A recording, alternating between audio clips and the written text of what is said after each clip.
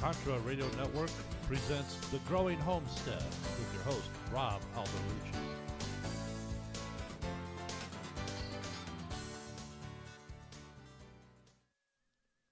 All right, welcome everybody to a new episode of The Growing Homestead. We're going to try to pick back up where we left off. I am your host, Rob Alderucci, and we're welcoming back Brian from New Mexico West Prepping. Welcome back for part 2 of this, Brian. Yes, sir. It's good to be back. We were talking. We started. I believe we ended up the show the last time. We had just talked about the methane digester, and we were starting to get into future livestock plans and garden plans and vegetable garden. Yep. So, I'll briefly go over the livestock, and then I'll focus more on the gardening. But we're planning on having miniature cattle. Once we get to the property, we'll be up there full time. We'll have miniature cattle, and of course, we already have chickens. And we're probably going to get at some point a single boar and a single sow to provide babies for the deep freeze. But that's about the extent of the livestock. There's a couple other things that I was interested in trying, but they're not set in stone yet. So, have you gone into the breeds of the miniature cattle? Because I'm actually in the process of shopping them myself. I'd like to hear what you got in mind. Yeah, we're gonna get Highlanders, okay. Miniature Highlanders, and that's because they do real good in cold temperatures, and they do real good in they're a real sturdy breed. So they'll give you less milk production, but they're a mixed breed, so they're good for meat or milk production. They're just not great at either one. So now, when you say the Highlanders, you mean the Scottish Highlands? Yes, sir. Okay. Yep. There is a farm that's near me that's a family member of mine, and he has a small herd of the Scottish Highlands, and they love them. He has said that they've been known to be a leaner style of beef. They're not quite as fatty. He has very low interaction with them through birthing or any of that stuff. Now, he's never used his for dairy. He's always done his for beef. Now, I'm debating on a lowline Angus, or I would love to have a Dexter. The Dexters are said to be the prime dual purpose as far as beef and dairy, but man, they are expensive. The owners of them really think highly of them. Yeah, well, and they don't do as good in the miniature species. The miniature breed of them doesn't do as good in the cold temperatures as the Highlanders do, Scottish Highlands. The Scottish Highlands definitely have a big, thick fur coat on them. That's for sure. Yeah, and they do really good in the winter times. So, and with a changing environment and things like that, I think it's going to get a little chillier in the future. So, I'm kind of prepping for things that'll do good in cool temperatures. Right. That kind of segues into the gardening, and that a lot of the gardening is focusing around that as well. We're going to put in a Wallapini, right? Which most people are like, a what? and basically it's just a very open walled greenhouse. So you dig a hole a minimum of 6 feet to 8 feet deep. And then you build a roof over top of it and double roof the roof in plastic or polycarbonate, or plastic and polycarbonate, which is what I'm going to do. Polycarbonate on the outside and plastic on the inside. Right. And what that does is that allows you to harvest the warmth, the natural warmth from the dirt, so that you get a little bit warmer temperatures in your greenhouse in the wintertime. And I'm going to one up that in that I'm actually going to include geothermal heating and cooling to that as well by running 4-inch conduit out 40 feet and across and then back, and that will give me not a ton of heat, but a slight bit of warmth in the wintertime, in the evenings and nights, as well as a little bit of cooling in the summertime. And then I'll utilize a wall of 55-gallon drums painted black, full of water, for mass heating. Right. So now, what kind? This thing will be essentially halfway sunk into the ground. You mentioned a hole about 6 feet deep. What kind of walls are you going to stick on this thing to basically act as a retaining wall? Right. If you build them correctly, and you put in the correct drainage on the outside of them, you don't put an actual retaining wall on the inside. You angle them on the inside so that they're angled from the top to the bottom. So then you just see so then you'll see the dirt wall while you're standing inside of it. Yep. Yeah, you'll see the dirt wall. Okay. There'll be nothing covering that dirt wall. Okay. And that gives you, like I said, that allows you to harvest that warmth, that natural warmth from the dirt. You're not insulating your interior from the dirt. You're actually utilizing the warmth from that dirt as an integral part of heating your Wallapini in the wintertime. Okay, because a properly constructed one, when it's 20 degrees outside, will hit temperatures as high as 120 inside. Wow. Yeah, because that's what I was starting to scratch my head about, where you were mentioned about harvesting that heat from the dirt, but then I'm thinking, we're digging a 6 foot deep hole. What are we going to do to hold the banks back, and then is that going to block it? So, I'm glad you clarified on that, because I was starting to wonder a little bit about that. And then you just keep a dirt floor as well. Yep. Yeah, dirt. But you're going to have a gravel on top of the dirt for to keep the water, any water that may actually get in, to keep it from being muddy down there. Okay. You want to keep it from, to allow for drainage. And then on the south end of it, it'll have a 2 foot deep trench that runs the whole length of it, also filled with gravel, so that you can have for drainage. It'll just collect the water, and the water will slowly drain out into the dirt. Those sound cool. Now, for in the summer months, to keep these things from starting to get too hot, I'm assuming you just need the normal ventilation as you would any other style of greenhouse. Right. Yep.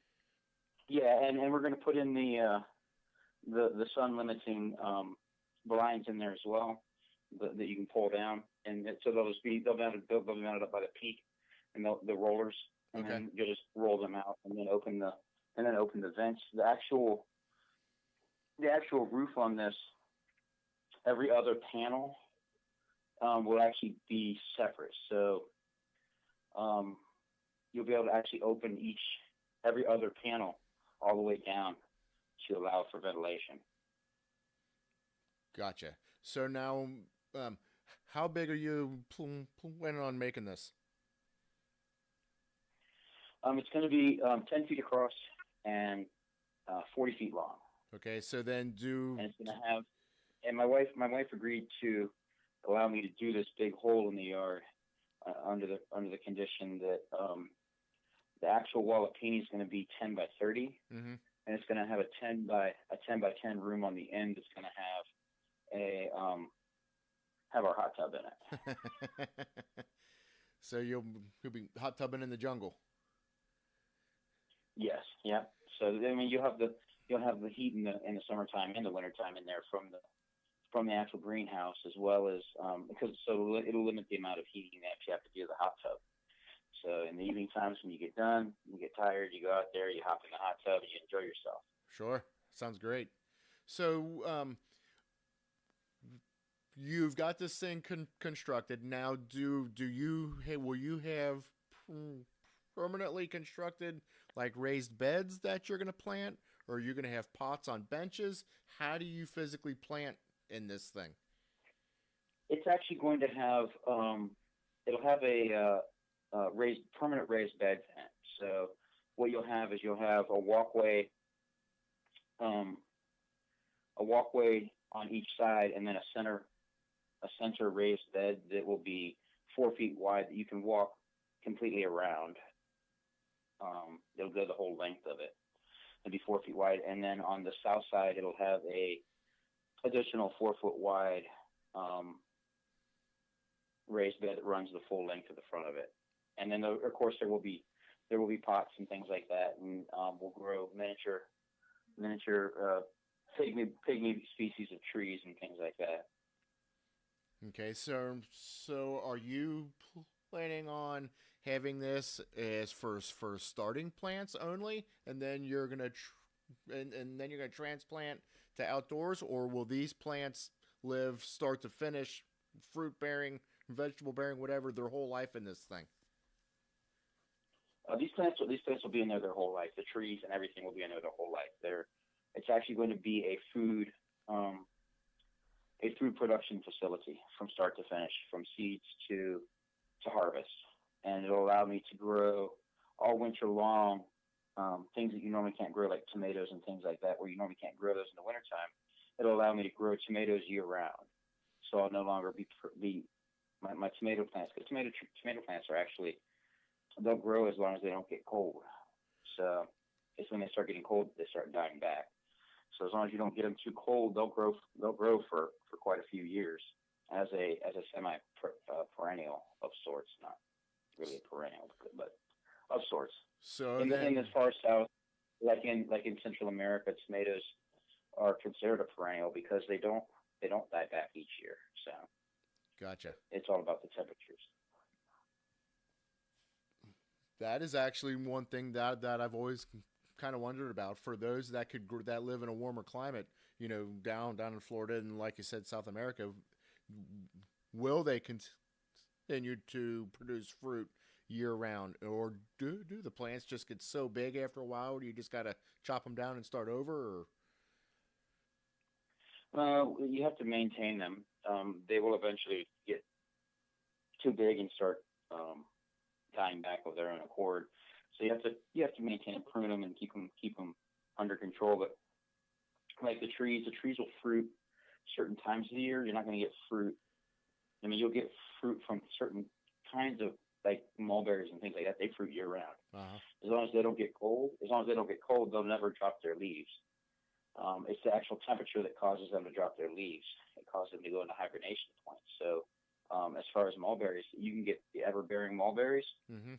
And as long as you keep them warm, they don't get below, I think it's like 48 degrees at night or 45 degrees at night, something like that. They'll continue to provide fruit year round. And that's what I'm looking for, is something that can provide me with fresh vitamin C, fresh vegetables. We'll have squash and things like that that grow naturally in cooler temperature crops. We'll have kale and collards and things like that naturally grow in they do better in cooler temperatures than they do in warmer temperatures. Right. So in the summertime, there will be a transfer of plants there. There'll be summer crops as opposed to winter crops, but there'll be things like the trees those are year round. The tomato plants will be year round. There's one variety that I'm growing right now. It's called Punta Bunda tomatoes that actually are a Native American tomato plant. They're not originally from here. They're originally from, of course, Italy, Europe, like all tomatoes. But somehow these tomatoes got released onto the Baja California, which is like a arid desert environment. It's very dry, very arid, very sandy and salty soil, and these tomatoes grow wild there. They grow year round wild down there.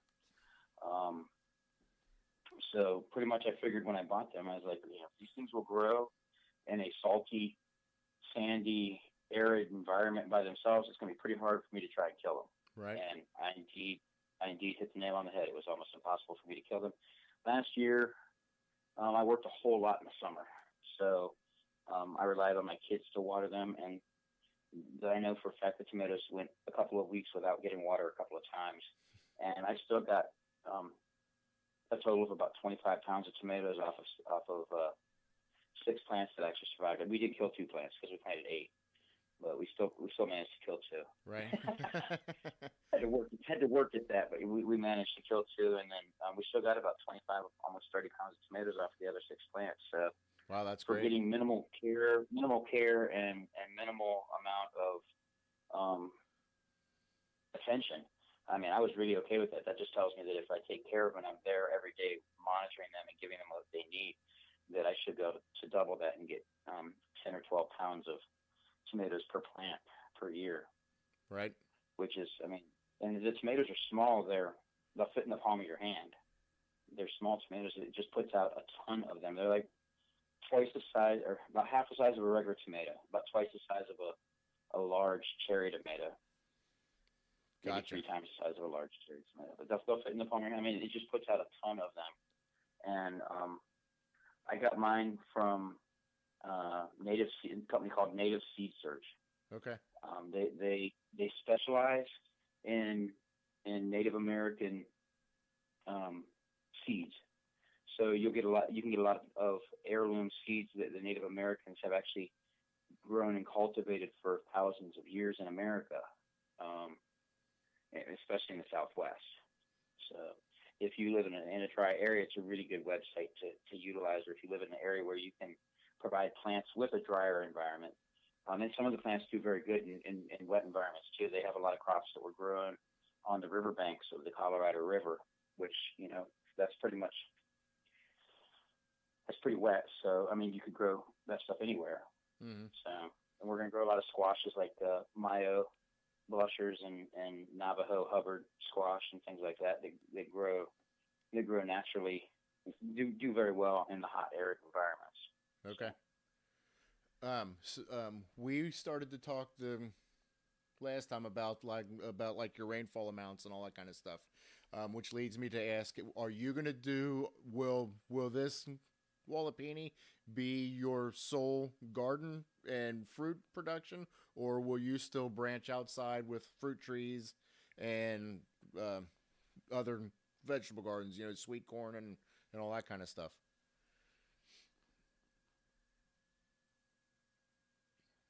We already have apple trees and peach trees in a small orchard up at the property now. That's true. I mean, they're not the happiest trees because they don't get a lot of attention. Right. But they're growing just fine up there. So, I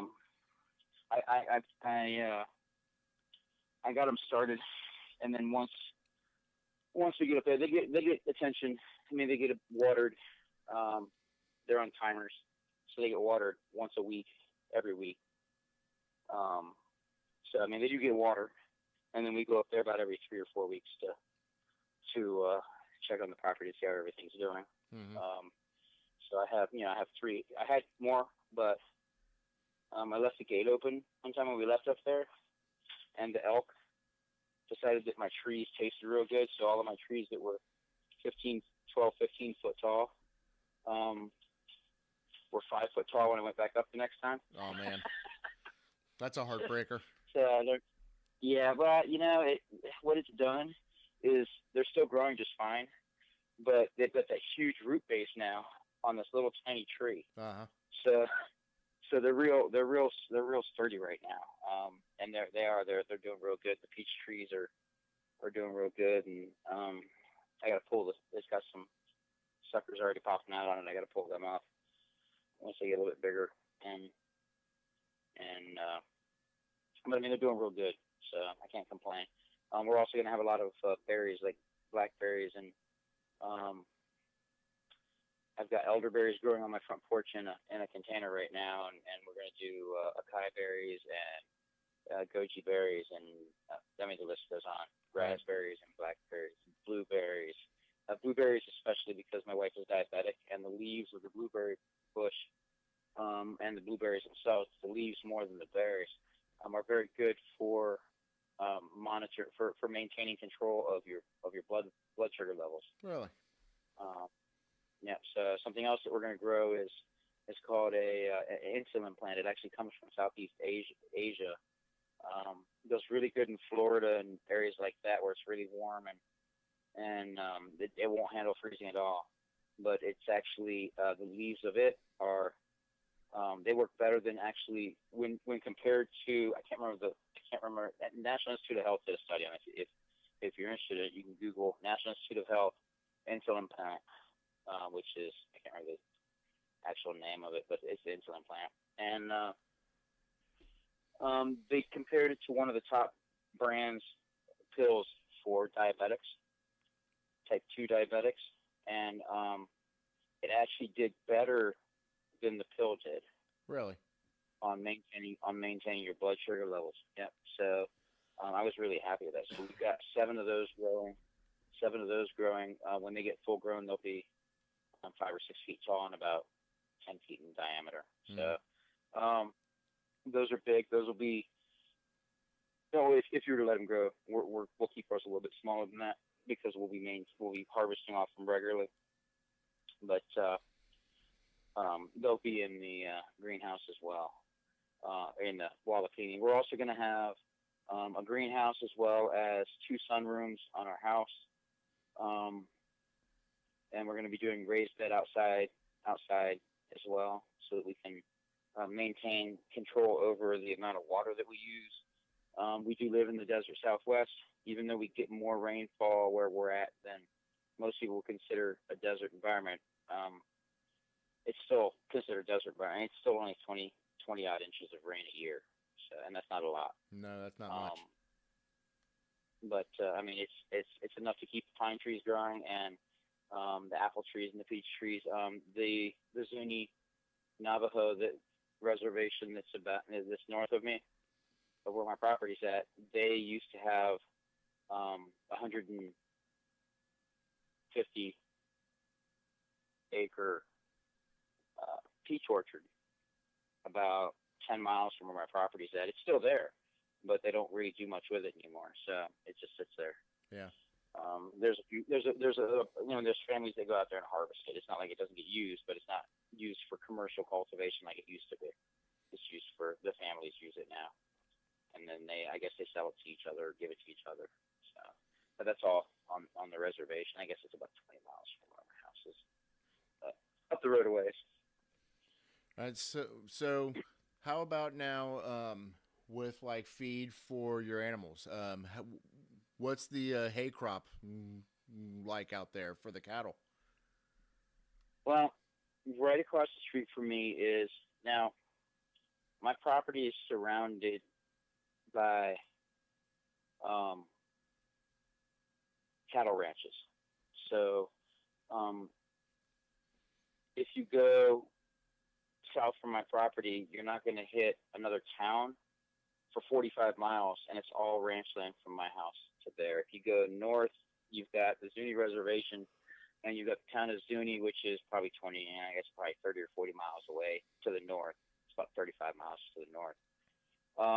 If you go to the west, it's the same thing. It's ranch land all the way to the west for 30 miles, and if you go to the east, it's ranch land all the way to the east for about 140 miles.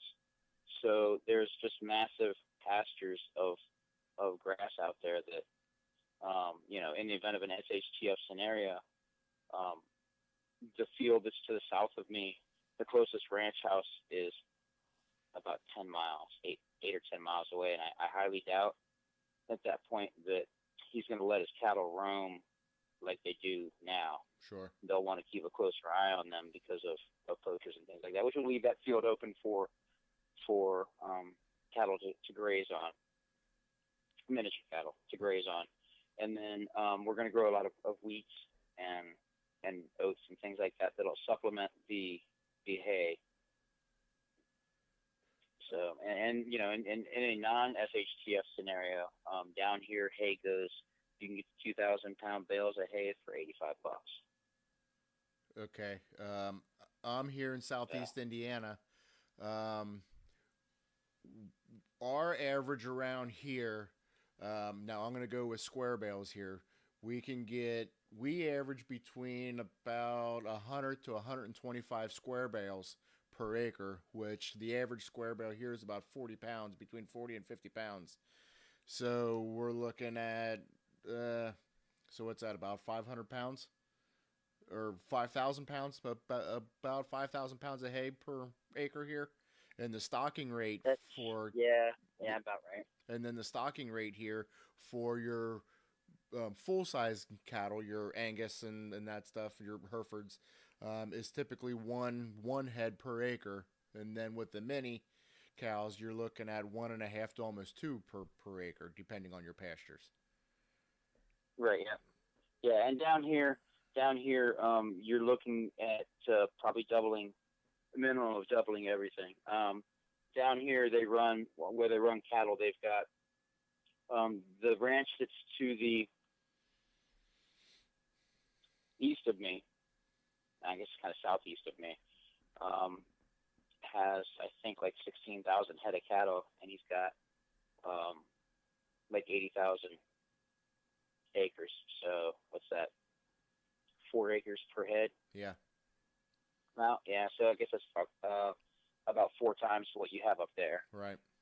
Down here, there's a lot of areas that are irrigated that do hay, and the irrigated areas where they do hay, I mean, they get a lot of hay, and because we have such long growing seasons, they get 4 and 6 harvests a year of hay.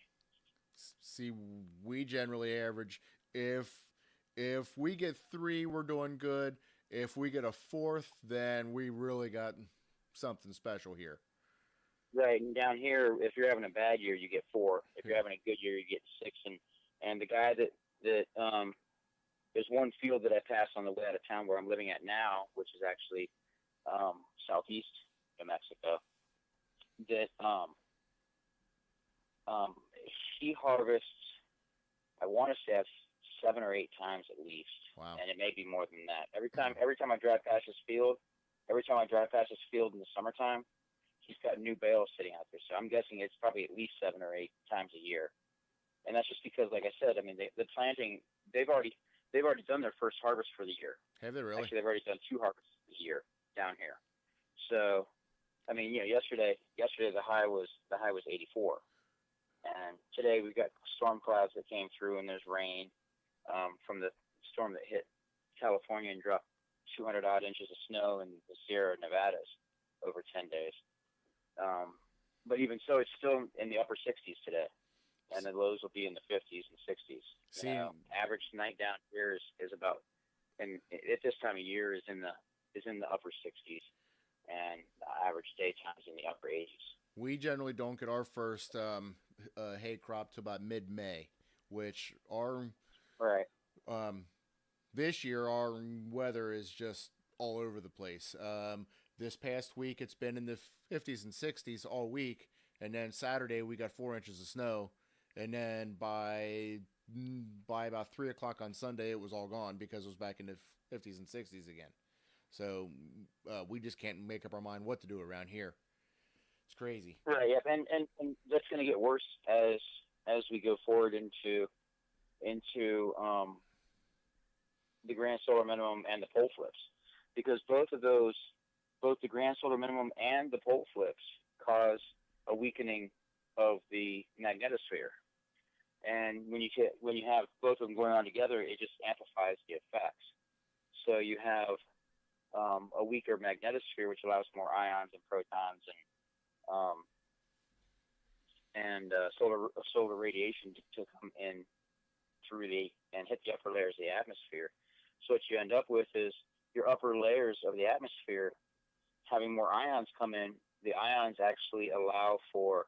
They just released a study from the University of Texas and the University of New York, Albany, a couple of weeks ago, that showed a clear linkage between an increase in ions and an increase in cloud nucleation. So what happens is the ions come in, and the ions allow for the collection of condensation and acids on the ion, which creates clouds. So what you end up with is clouds where there isn't normally supposed to be clouds.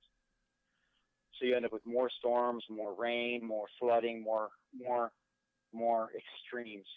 If you have a thunderstorm, if you hold your left hand up and you have a thunderstorm there, and you imagine that there's nothing around it but blue sky, that thunderstorm is just going to sit there and slowly work its way across. But if you put your hand up there and you see that thunderstorm and then you completely cover everything else in the room with clouds, that thunderstorm is going to pull that moisture in and get that much bigger. So you end up with massive thunderstorms and massive flooding like they're having over the last 4 or 5 years in the Midwest. Have had massive floods. So, and they've had them this year. I mean, there was areas that were getting upwards of 20 inches of rainfall. And I know I talked to Gary over in Alabama, and he said they're calling for 10 inches of rain over there. And everybody that he knows that's already planted potatoes, all their potatoes have rotted in the ground because they're too wet. So, yeah, there's a lot of good websites that cover all that. Yeah, because actually, I got a call from Gary as well today, and we're speaking about Gary Mall, who is a friend of the show, and I think he called me after he talked to you, and he told me the same thing about all the rain that they're having, and they're putting potatoes are rotting, and I was joking with him because we usually plant potatoes Easter weekend. That's kind of the thing up here, and I was joking with my wife that we may have to plow snow out of the way to plant our potatoes. But yeah. Well, I mean, and you look at it, another side effect of that extreme weather is hail, and look at the massive amount of hail that they've had all over the world. They've had South America, Brazil lost a good. Excuse me, sorry. Brazil lost a good portion of their wheat crop to hail damage and rain damage, flooding damage. You've got South America, Central America that's having these massive. Argentina. About 4 months ago, Argentina got 3 meters of hail. Wow. And I'm like, that's a whole lot of hail. Yeah, I mean, you're talking about you're about 9 feet. Yeah, they had areas they had pictures from some of the towns where they had over a meter in the towns of hail. And it's just it looked like snow. There was so much of it, but it's all hail. And now you've got, instead of that massive quantity of hail, now you've got just massive hail. They had a hailstone last weekend, I think it was, or either last week or last week in Alabama that was 13 inches in diameter.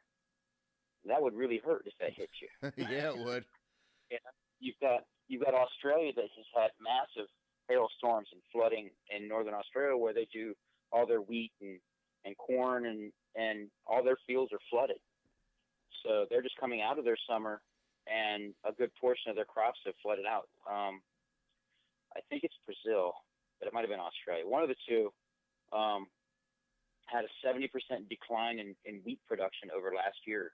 I think it was Australia. It might have been Brazil. One of the two. Anyway, too many places with too many issues that all sound the same anymore. Right. Crop failure here, crop failure there. The wheat production in America is down a combined total of 26% last year over the year before. They had localized crop failures for spring wheat that was like 80%, and fall wheat was 70%. That's just massive, and massive amounts of wheat loss. And America provides 39% of the world's wheat. So when we can't provide the world with 39% of their wheat, we only provide ourselves with it. That correlates to an increase in wheat costs, which isn't just affected around the world. That's everywhere. The cost of wheat goes up, and then your bread goes up, and your crackers go up, and your beer goes up. It just starts affecting everything all down the line. Right, yep, it does. And they're expecting, I was actually watching Ag Day. You know what Ag Day is? It's the agricultural report. Yeah. That comes out every day. Uh-huh. I was watching Ag Day on the 16th of March. They were on there, and they were actually talking about how the sun affects crop production on Earth. And they had 2 experts on there, and both of them were talking about, what was happening with crop failures. And the one guy said, over the next 5 years, I expect localized famines and crop scarcity because of an increase over the next 5 years. Every year, it's gonna get progressively worse and worse for crops. If you look at this year already compared to last year, the amount of hail and flooding that we've had this year already compared to last year is more than double. So, so with going on these crop failures and all that kind of stuff, and the wheat and the wheat production and the oat production and all that stuff, that gets us back into, you had mentioned about when we mentioned animal feed, we mentioned wheat and oats and all that, and I have a big interest in growing the wheat and the oats and the barleys and all that. But have you checked into small scale harvesting of all the grains? Because I've been hunting around and there's like nothing available for the small scale. I haven't really found anything for small scale. I mean, you've got your big harvesters, and they don't really make any tools except for a sieve for harvesting small scale. I mean, I have 10 acres, and I plan on having an acre of wheat and an acre of corn, and an acre of amaranth. And amaranth is actually a really, if you haven't looked into amaranth is actually a really good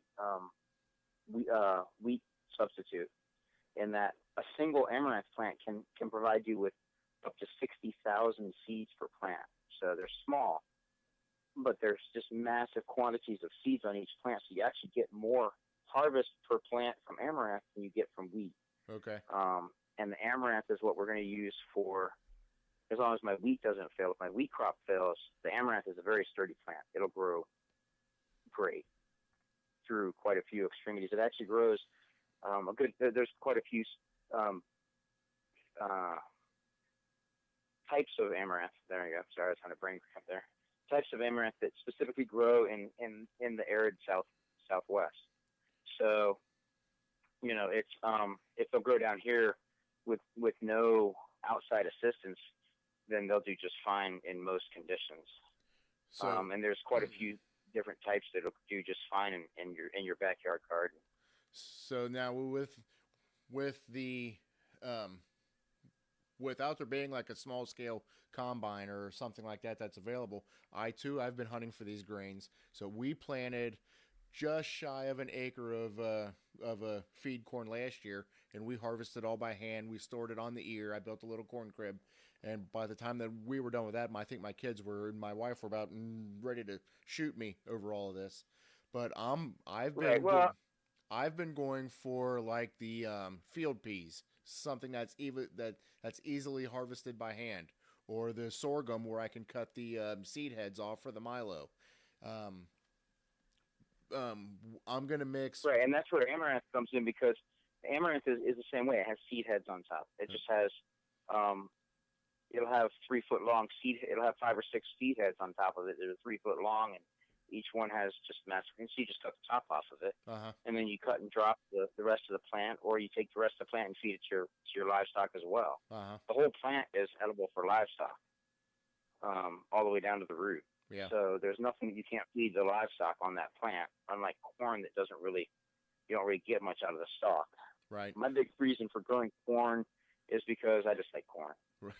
And it's like right now I have it's funny because you walk up to my house and I've got Navajo copper corn plants growing in my front yard, just out in the front of the house. I planted them in the dirt in the yard, and I've got I planted 12 of them, and I've got 10 that actually made it, and they're actually an interesting type of corn in that they only grow about 3.5 feet tall, and each one will give you 3 to 4 6-inch long ears of popcorn. Really? It's a red popcorn, but it pops white. So you have the husk or the hull is red, and then so when you put them in, they're actually a bright red. And then when you put them in, they pop white, and they've got that hull you can still see in there. So it's like a red and white. So it's pretty cool. Gotcha. But they, this is one of those. I bought the seeds last year, and I never got around to planting. I planted maize dulce, which is sweet corn. It's a Native American sweet corn, and it did really good, except that it just takes a lot of water. Right. It's normally grown on the banks of the Colorado River, and so it takes a lot of water. But it grew really good down here with very little maintenance. We just watered it, and there was nothing else I did to it. And I got 4 ears, I guess on average, 3 or 4 ears per stalk, and they were about 8 or 10 inch long ears, and it was really sweet corn. Mm-hmm. So, The but yeah, the corn is something that you can cornmeal. You can the corn. If you have too much, you feed it to your livestock, chickens, things like that. Pigs, right. they'll do fine. They love that stuff. We did 2 separate corns. We do a feed corn, then the dent corn basically for the livestock, and then we do a Silver Queen sweet corn for us. The Silver Queen is like the go-to type in this area, and it is just excellent. We put we at the end of the season we blanched it and then cut it off the cob, and I think we did probably about 25 pounds of it in our deep freeze, and we've just been going through it all winter long, and it tastes just as good out of the freezer as it does off the cob, and it's just fantastic. Yep, and that's something else too, is that I'm going to build a root cellar, which is not something you see a lot of down in New Mexico. But up at my property, I'm going to build one of the neighbors up there has one, and it works just fine. It's built out of cinder block, and it was built by his grandparents. So I know it'll work up there. I just have to. He overwinters his potatoes and sweet potatoes and radishes and all the squash and stuff in it. Mm-hmm. And so, I mean, and to me, there's a lot of things that I'm prepping for, but the environment cooling is probably what I'm prepping the most for right now. I've already gotten my initial, when I originally started New Mexico West preppers, and actually when I originally started out in the desert, my biggest concern was the fact that the grid is going to go down at some point, and it's going to. I still have no doubt. At some point, the grid is going to go down because somebody somewhere, Al-Qaeda, Al-Nusra, whatever their name is this week, whatever flavor they happen to be this week, right, is going to infiltrate America, or for that matter, the ones that are already here are just going to go out there, and it's not that hard to figure out which transformers you need to shoot. They already did the test run. Somebody already did a test run out there in California in 2013 at I can't remember the name of the substation, but if you do a search on Google for California substation attack, it's the only thing that'll come up. Well, I mean, and they brought Navy SEALs in, and the Navy SEALs straight found where whoever did this had put triangles of rocks, markers, so they knew exactly where to stand. They picked up every round that they shot. Every casing they shot was taken with them. There was no footprints. There was no handprints. There was no fingerprints. There was nothing. And they took out all the telecommunications going to the substation, so there was no way to communicate with the substation.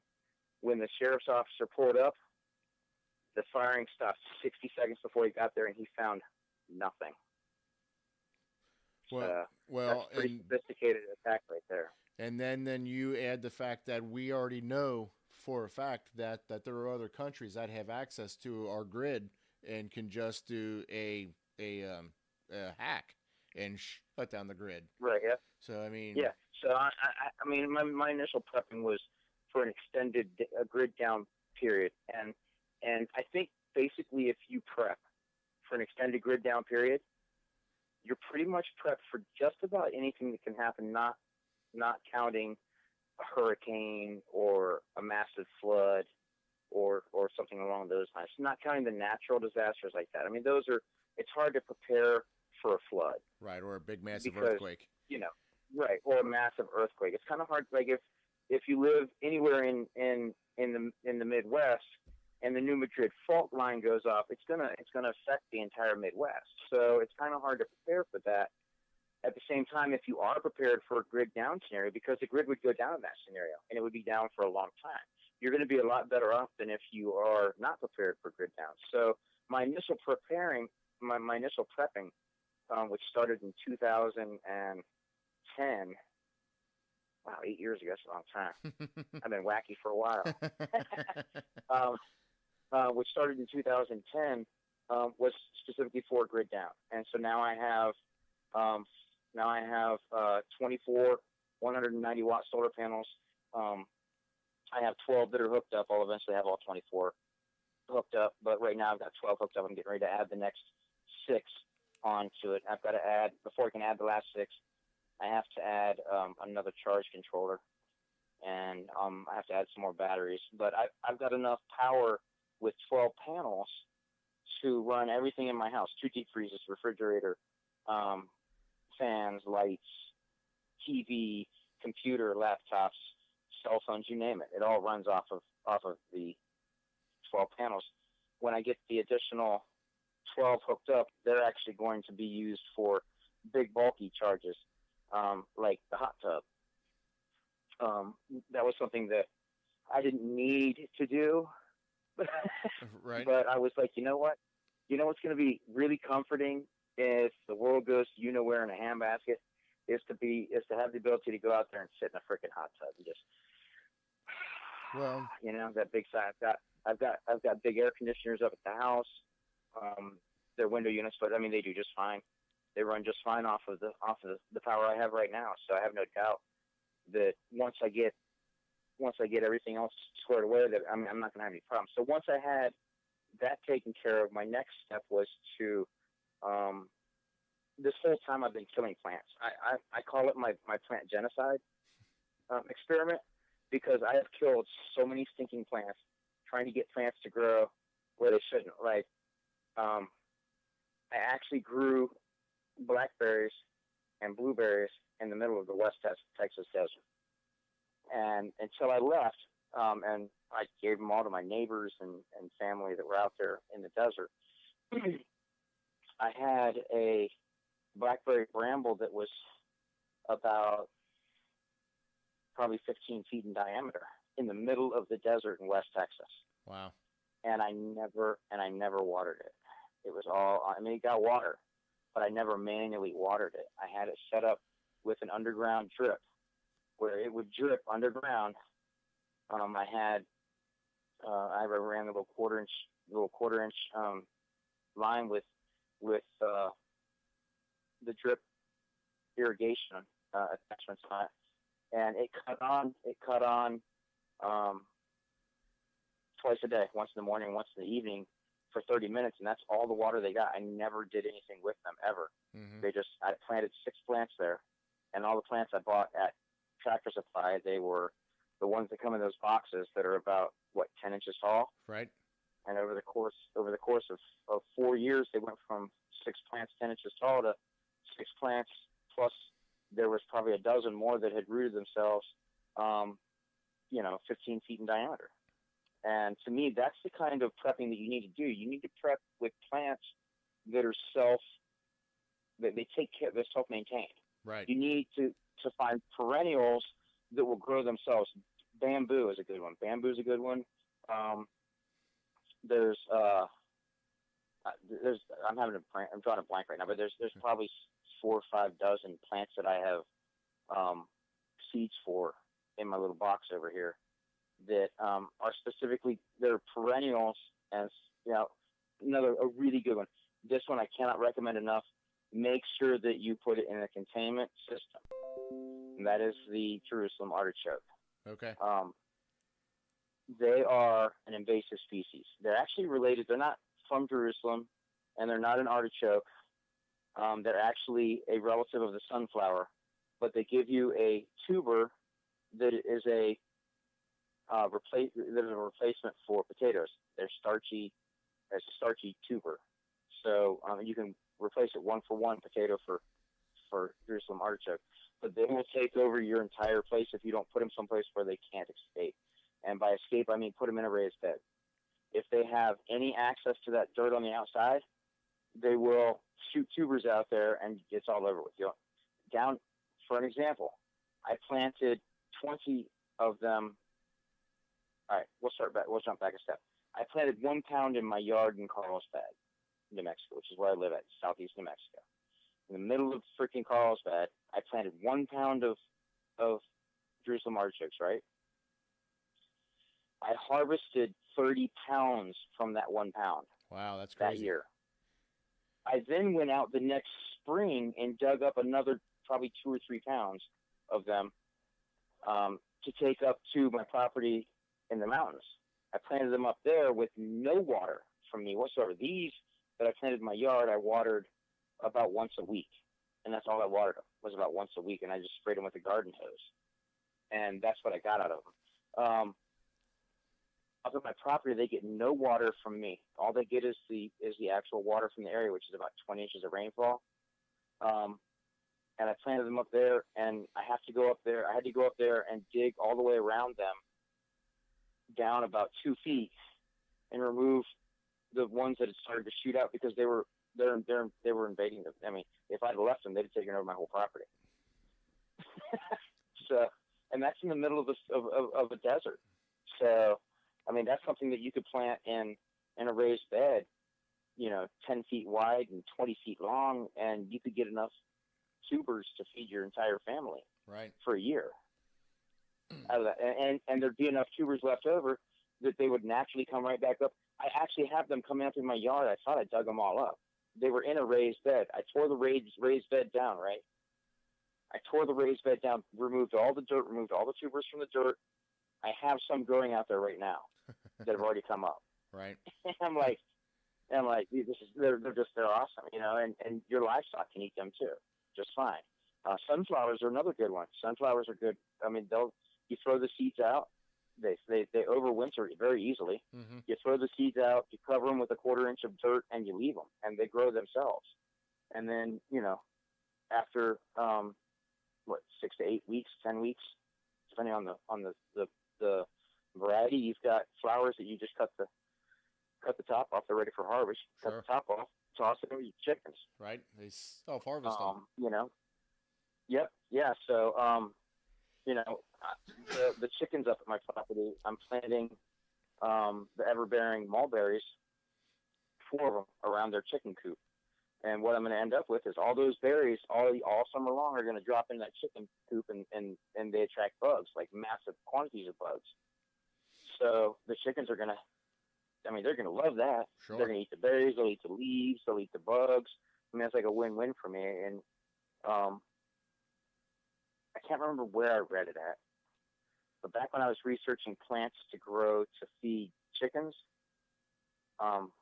somewhere I read, I'll have to go find it and send it to you, but somewhere I read that one adult mulberry tree will provide 60%, while it's fruiting, it will provide 60% of the sustenance needed to raise 10 chickens. So all you have to provide is the other 40%.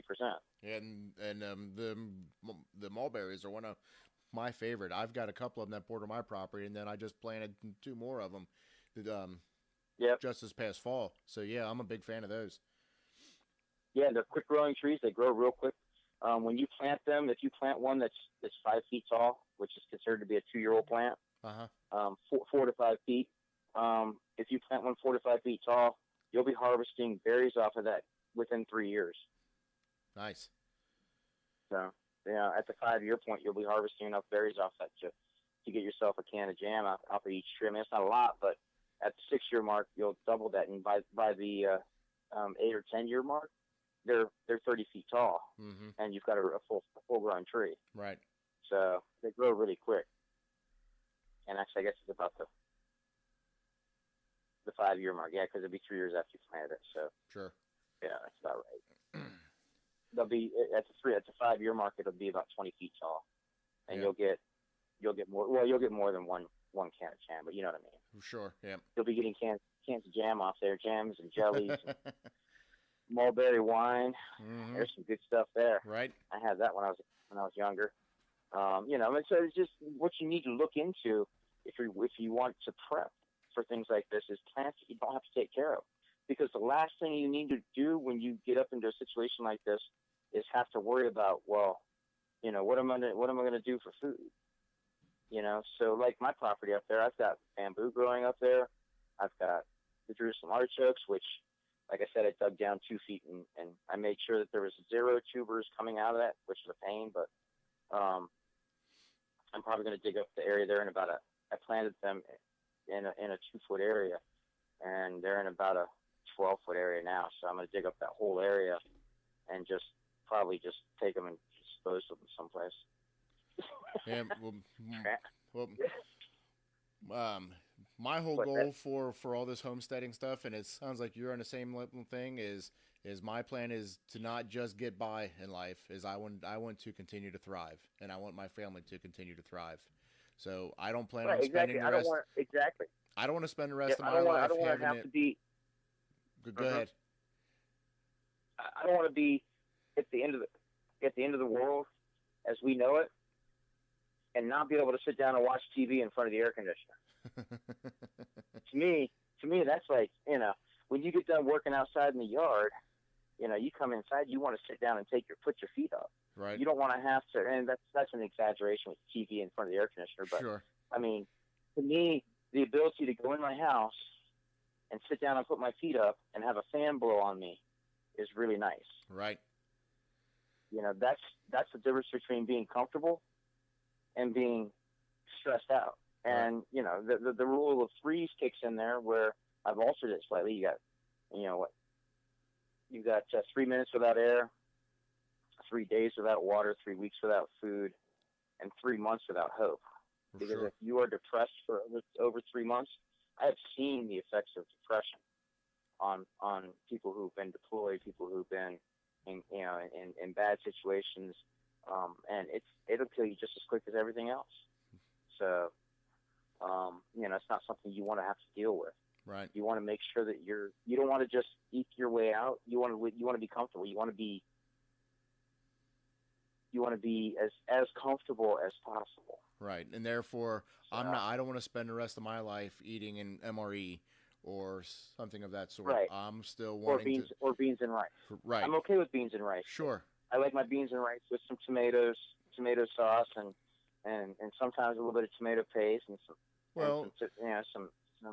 chili powder. And all those things have their place. They all have their place, but I want, like I said, I'm looking for the fresh meat, the fresh vegetables, and all that kind of stuff. And now we're going to can as much as we can and all that. But we need to get this show wrapped up here. We're getting about to that hour mark. You got any final last thoughts or last? No, it's just like I always said on my show, it's never too late to start. If you go out this week and you buy one extra can of tuna fish, you're that much closer to being prepared than you were before. Sure. And go spend an extra $5 this week. There's nobody out there. There's nobody out there who can tell me that I can't spend $5 extra on food each week to buy cans. I don't care who you are. I don't care unless you're homeless and jobless. If you work at McDonald's, you can go out and spend $5. Sure. On cans.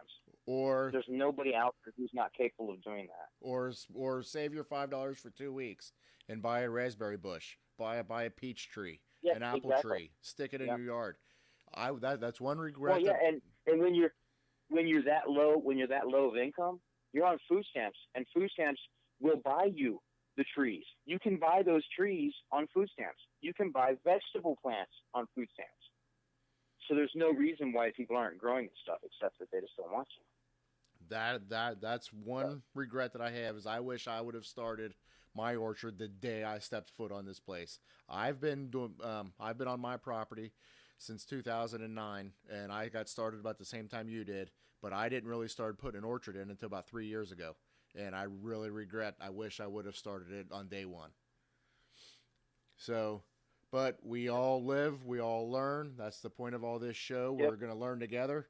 And so we've been through a lot, and we're going to continue this on. And Brian, if it's okay with you, we'll kind of have you on as a regular, and we'll get through this. And I'd be okay with that. Maybe once a month or once a month and a half, man. Sure.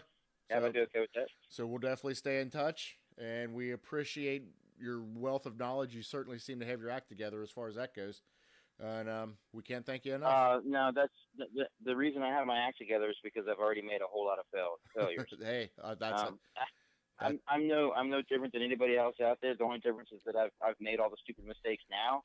So that if something bad happens today, I've already made those stupid mistakes. I've already fried a half a dozen inverters, and that's putting it as conservatively. well, that's And just I've fried the charge controllers. I've fried the batteries. I've fried, only thing I haven't managed to fry is a solar panel. well, Knock on wood. that's just like I said on my first show. I'm an expert in nothing. I just get out there. I Yeah, try. yeah. I talk to everybody that I can pin down and let me ask them 1,000 questions, and just got to try it. It's all about just try Yep. it. Get out there and start try today. something. Start Yep. today. Start today. Don't wait till tomorrow. Start today. So there you go. Yep. And I will touch bases with you in a couple of weeks, and maybe we'll shoot for every 2 weeks or 4 weeks or whatever's best for you. That sounds great. All right. All right, man. I can't All thank right, you enough. boss. You take care, and God bless you. All right. You do the same. We'll see you.